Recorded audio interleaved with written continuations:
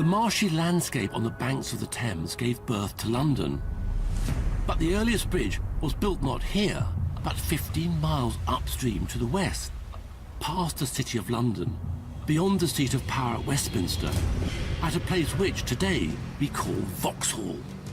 Here, in 1500 BC, before Troy fell, and long before Julius Caesar came to Britain, the people of the marshes made a first attempt at a crossing.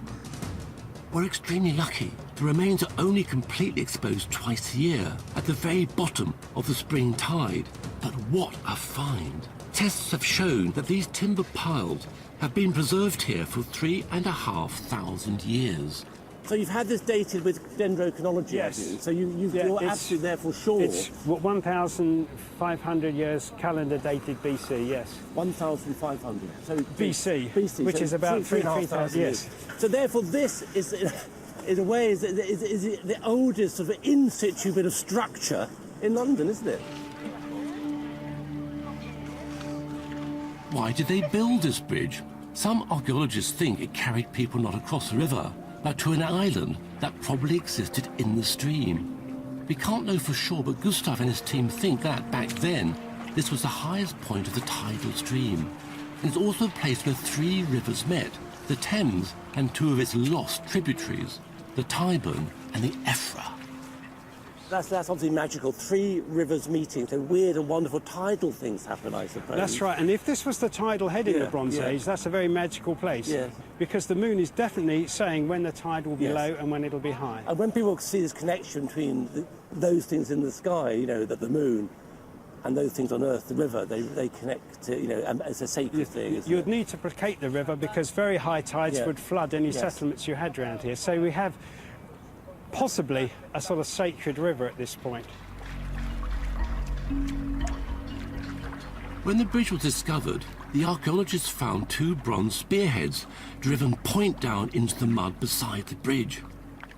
Were they offerings to the deity of the river? Like coins in the fountain, this urge is universal. And even today, Londoners continue to make offerings. All the way up and down the Thames these days, we find this kind of stuff.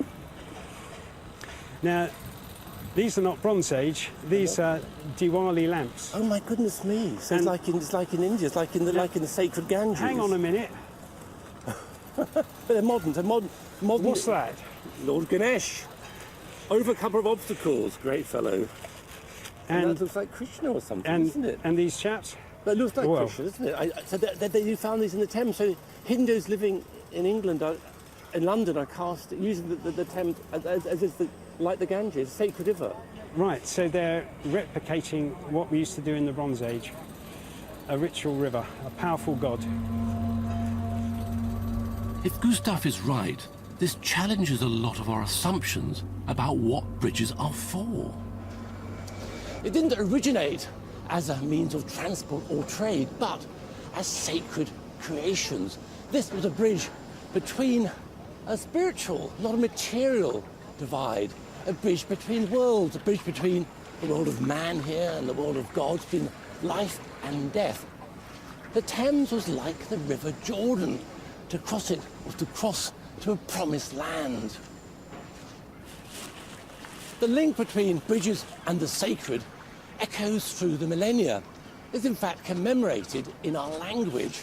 The head of the Roman Catholic Church, the Pope, is called in Latin the Pontifex, which means both bridge builder and priest. Indeed, it was the Romans, about 1,500 years after our marsh people's activities here, who built London's first traditional, conventional bridge.